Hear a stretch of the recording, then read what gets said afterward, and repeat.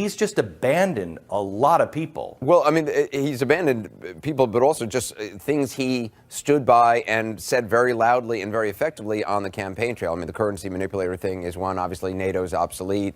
Now it's not obsolete, even though nothing really has changed with NATO. It's just the president has changed.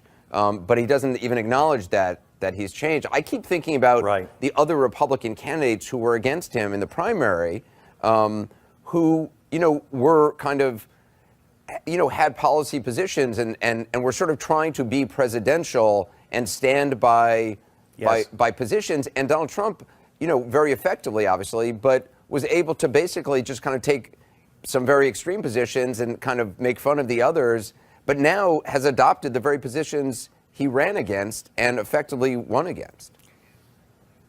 This is so far, I mean, I can't speak for tomorrow, but today, so far, it's not my worst nightmare. My worst nightmare was that the president would turn to Steve Bannon and he'd go down this populist, burn it to the ground ideology.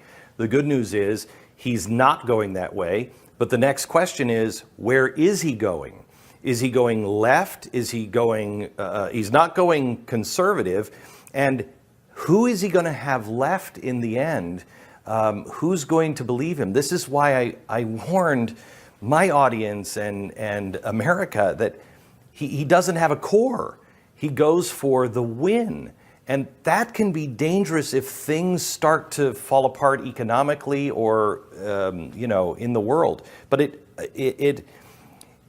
tonight, at least, it looks, the president is on the verge of beginning to look like another Republican who said stuff, didn't mean it, and turned into Reince Priebus or Paul Ryan. And that's not good. But I remembered, Anderson, what President Bush said to me. I was in the Oval Office the day that candidate Obama said that he would just fly over the borders in Pakistan, and if he had to, he would bomb Pakistan. And I remember at the time, Pakistan was a very important ally for us, and I remember thinking, my gosh, you don't bomb an ally. And this took on real weight because it was said by the president, and he pointed to his desk in the Oval Office.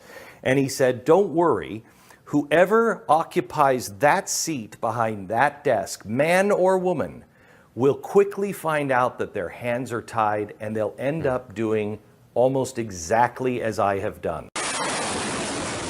The Tomahawk is considered the world's most advanced cruise missile.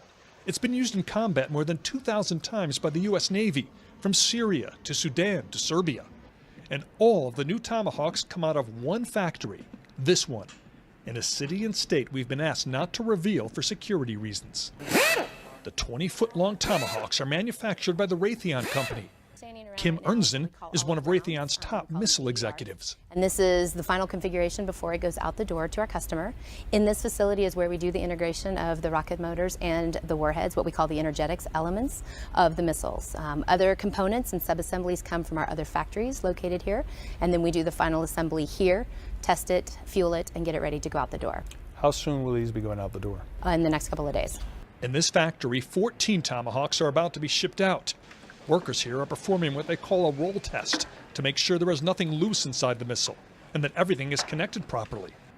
Raytheon's contract with the Navy is for 196 missiles for this year. Tomahawk can fly 1,000 plus miles, so it can get launched from a ship or a submarine. It can go up and loiter, as we call it, where it can fly around in a figure 8. So in other words, once it's sent off, if you want to change where it's going, Absolutely. It loiters, it just goes in a circle and you figure out where. It can be redirected and rerouted to a specific target. The Tomahawk has been around since the 1980s, but this is the newest version of the missile, manufactured since 2004. It can be used for up to 30 years, and Tomahawks that haven't been used come back after 15 years for recertification and upgrades. So this is the rocket motor that launches it out of the vertical launch system. So it is what propels it out. So when you see the footage of a missile coming out of a ship, it is the plume that gets it out of that vertical launch. And as you move more up toward the front is the navigation, communication system, and then ultimately up here at the very end is the warhead, and it is a 1,000-pound warhead. With their GPS guidance, the Tomahawks can strike within mere feet of a target. They are launched from ships or submarines. If it comes from a submarine, it will then swim through the water.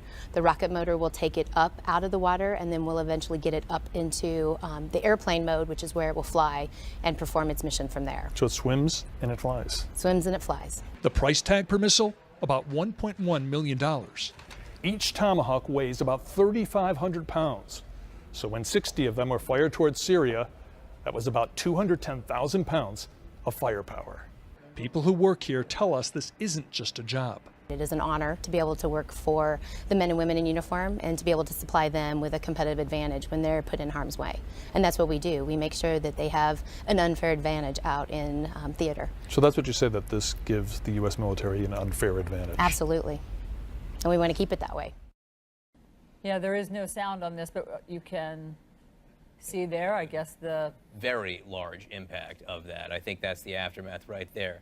We're going to re-rack it and show it one more time. Spider, you in particular, if you can watch this and tell us what we're seeing as we're seeing it here, Spider. Yeah, first of all, notice the terrain. It's very restrictive. So when you have a concussive blast like that, it's going to be contained within an increasingly smaller area. So the force and the blast is just exacerbated based on where it's striking. Also bear in mind, this was a tunnel complex. So again, as that shock wave goes underground and gets into those different tunnels, it's constricted, and you can only imagine anybody who's down there is now turned to dust. It's hard to see on the video there, but we know that this fell into a deep mountain valley. There's mountain ridges surrounding the area, and this complex of caves and tunnels was deep in a valley surrounded by these steep mountains. So it's one of the ways that they could keep an eye on the target in the days leading up to this and try to ensure that there were no civilians in the area. That shot you see right there is a better look at this region, which is so mountainous and so remote. So it falls into this deep mountain valley, and the mountains surrounding it certainly, I think you can say, would have absorbed some of the blast, which also would have kept damage contained from any other civilian areas nearby. There are, at a distance, some villages, some areas where there are people, but troops on the ground this morning say they see no signs of civilian casualties. This stunning desert panorama in the southwestern United States is the largest Native American reservation in the country. Spread across 3 states, the vastness and remoteness of the Navajo Nation reservation makes it incredibly challenging, even dangerous for law enforcement.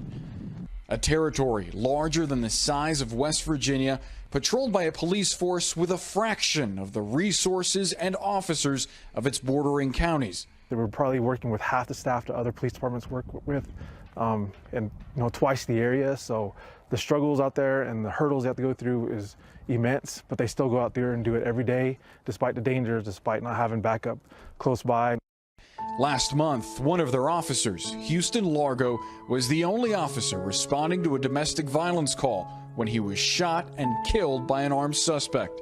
He was like their baby brother. He was always there. He was full of life, full of humor. They always kept them going, and they'll miss him greatly because he was one of the hardest working and most dedicated officers there. Largo, a highly decorated officer and also a volunteer firefighter, is just one of 3 Navajo officers killed on duty in fewer than 2 years. Most police chiefs and most police departments don't lose officers that often in that short amount of time. It's just devastating. It really hits you right here in the heart. At Officer Largo's funeral, the president of Navajo Nation, Russell Begay, gave a heartfelt message he wants people to hear. Remember that in that uniform, behind that badge, there's a person that is loved and honored, respected by many people. I want you just to remember that. A message that reaches far beyond Navajo Nation. We need to recognize that these are real people with families, with children, with spouses, with mom, dad. We need to teach our children to respect and honor law enforcement while they are young, so when they grow up, when they see a police officer, they will be thankful that somebody is there protecting them. Boris Sanchez, CNN, Window Rock, Arizona.